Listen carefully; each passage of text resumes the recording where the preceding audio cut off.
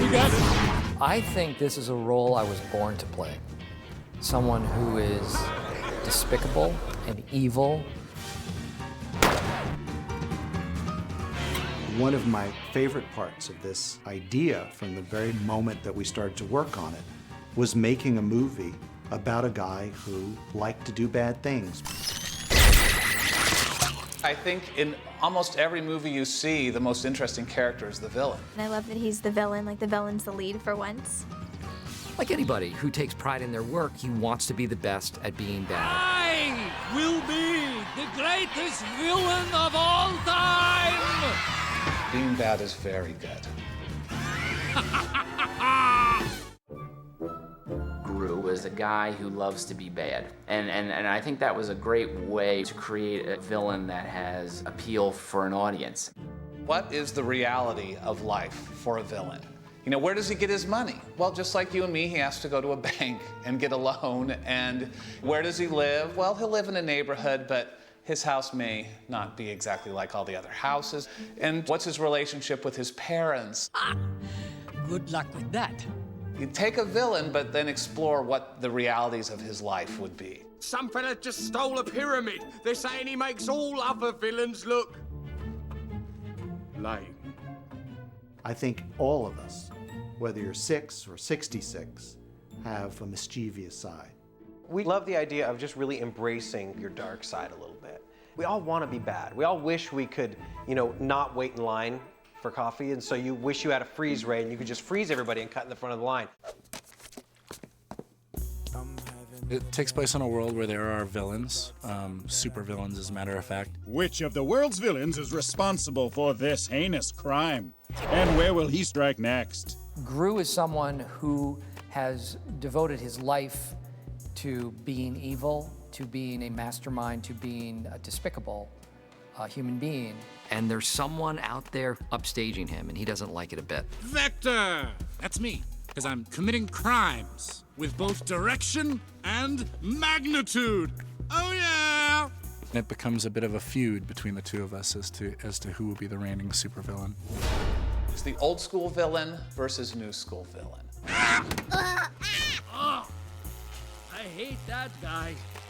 He does not consider Vector a worthy opponent. Gru had his day, but it's time for Vector to step up. Frankly, I don't like your attitude.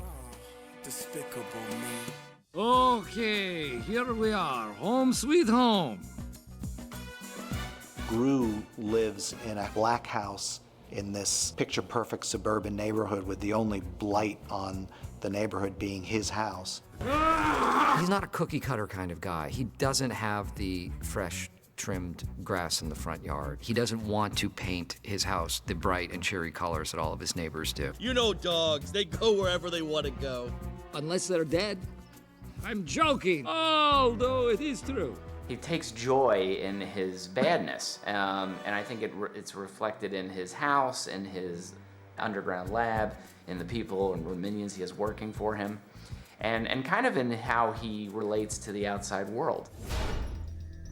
They walk into the house and they're just completely in shock by the way it looks, basically. It's just like this dungeon type, really drab, dark colors, and he has this crazy dog that runs over to them, and they aren't even sure if it is a dog. It's like some insane animal.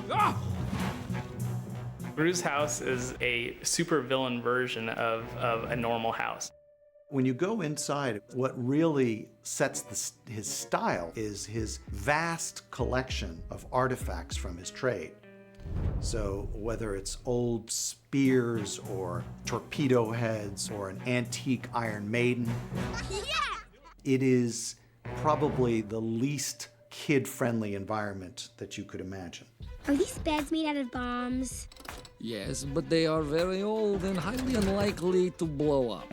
When you're single and you have sort of your single house, there tends to be a lot of edges and angles to the house.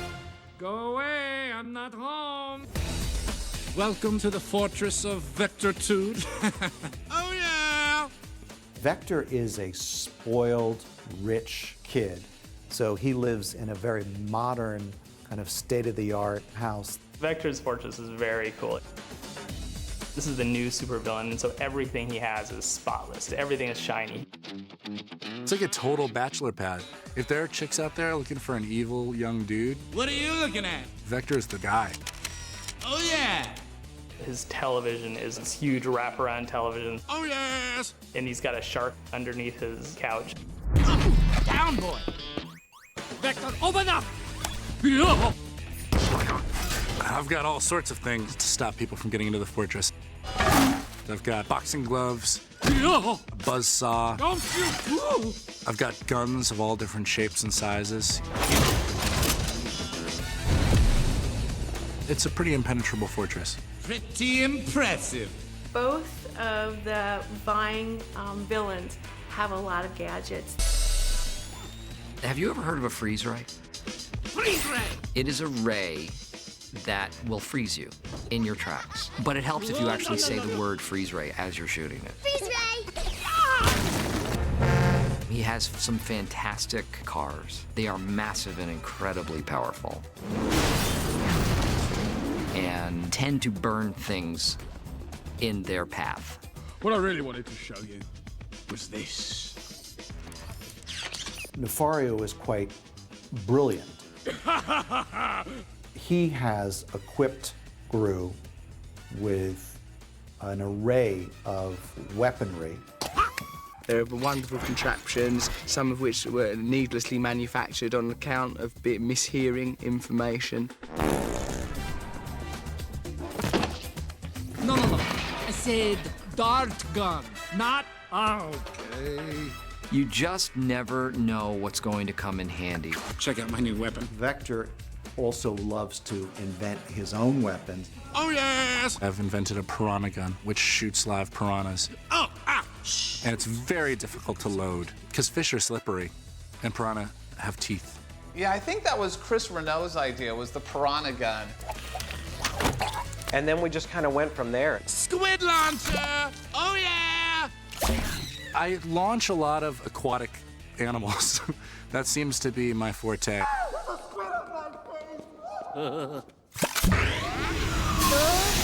Minions assemble.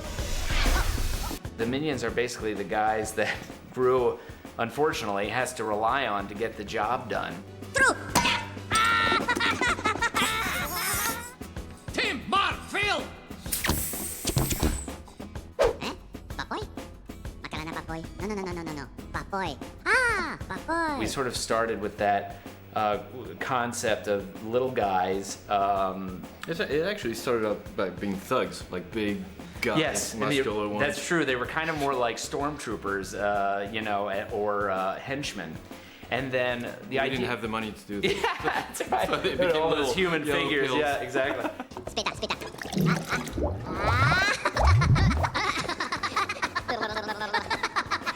They're sort of these subterranean, genetically engineered creatures. But then again, he knows everyone by name. Yes, exactly. But they're good friends. Yeah. Looking good, Kevin. How's the family? Good? All right. They're just the guys that he has to rely on. But of course, they're also a bit like children in their own right, in that they very often sort of get knocked off course. They sort of lose focus, or they get into fights with each other. They're a bit irresponsible. So that's a quality that's emerged that we've played up through the movie. These characters are irresistible in their combination of innocence and naughtiness. To steal the moon, you have to steal a shrink ray. Sorry to bother you, Mr. Perkins, but I figured that you would want to see this. You write the word shrink ray in the script, and you just think of a ray gun, and then you see the design, and you realize, wow, this thing is awesome. And it's got moving parts, and it spins and lights up, and the hum of it. And so seeing the design for that and seeing that come alive, it was like, it just went from a word, shrink ray, to this really cool thing that I kind of want. The art in the movie is absolutely wonderful, and it's quite brilliant, and the designs. The details within the world are quite striking in their realism. On a film like this, you have people who have to design everything. These guys have to design the grass and the sidewalks and the streets and the parking meters. And so it's really amazing when you look at the detail and the little things in the background and realize, wow, somebody designed that doorknob. You're funny. Girls, I want you to meet Mr. Gru. He's going to adopt you. And he's a dentist. We wanted to just explore all the different facets of parenting. Oh, I'm so proud of you, son. You've turned out to be a great parent. Just like me. On a lot of levels, we all kind of feel like nothing I do is good enough for mom. Nothing I do, Dad's always a little disappointed in me. Why is it that nothing I do is ever good enough for you? There's a relationship between Gru and his mom. There's a relationship between Vector and his dad. There's these three girls who have a horrible mother figure in Miss Hattie. Off you go. Go clean something of mine. We always felt like if you could see Gru as a child, as this little boy who just wants to go to the moon and had that dream crushed by his mom every single time, then you'd sort of start to get where he was coming from and would help you root for him. Look, Mom, I drew a picture of me landing on the moon. She's awful. But funny. Nothing her son can do is right for her, and he tries so hard to please her, and she's just not having it. Here he is. He looks like a girl. Yes, he does. An ugly girl. I feel like the dark side of Julie Andrews has been peeking through for a long time. I mean, ever since Sound of Music, I thought there's something not quite right about this lady. She is a terrible lady. I think Gru has no frame of reference in terms of children because he has this terrible mom. As you can see, I have provided everything a child might need. He seems to think that they're pets at first. He has a place for them to go to the bathroom and a place where their bowls are to eat. You will not cry, or whine, or laugh, or giggle, or sneeze, or burp, or fart. I don't think Gru ever thought he would be speaking to a child, let alone reading bedtime stories or going to dance recitals. Pinky promise? Oh, yes. My pinky promises. He thinks it's gonna be easy and they're just gonna stay in their room and be quiet and not bother him. It turns out to be a whole nother thing. It's not what he wanted. It's not what he ever imagined his life would be. It's just funny seeing these three little girls that are so innocent and cute kind of bossing around this villain that's trying to take over the world. Actually, we're going to have to skip the dance class today. Actually, we can't skip the dance class today. They're probably the only people in the entire world that can tell Gru what to do.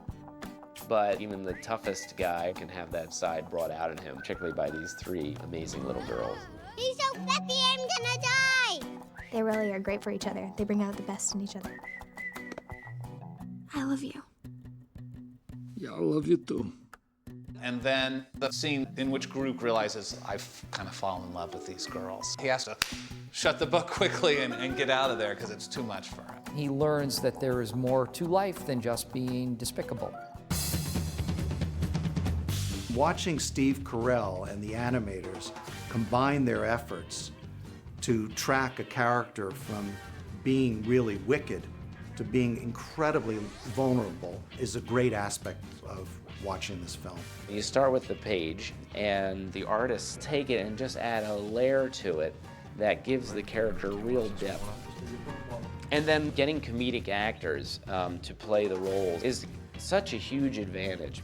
The actors get one sentence on a sheet of paper, and then they transform it, and then that's where magic happens. The team of actors that make up the cast of this movie are quite extraordinary. Steve Carell, Jason Segel, Russell Brand, Miranda Cosgrove, Julie Andrews. Will Arnett, Kristen Wiig, Jack McBrayer, a pretty formidable group of characters, I think. Every name that we kept hearing attached to the movie was cooler than the next. I feel very lucky and humbled to be a part of it. And I know they feel really lucky to work with me. It's really exciting for me to see me in a scene with Steve Carell, because I really admire him as a comedian. Jason Segel, I already know him, so he holds no cachet for me. I'm like totally comfortable with that. I'm just saying, Steve Carell, I haven't got his phone number. Good luck. Jason, talk to him now if I felt like it. Just ring him up. Hello? I think everybody feels lucky to be a part of this. Oh, yeah! Yeah. And clearly, everybody thinks exactly how I think. That's what I'm talking about.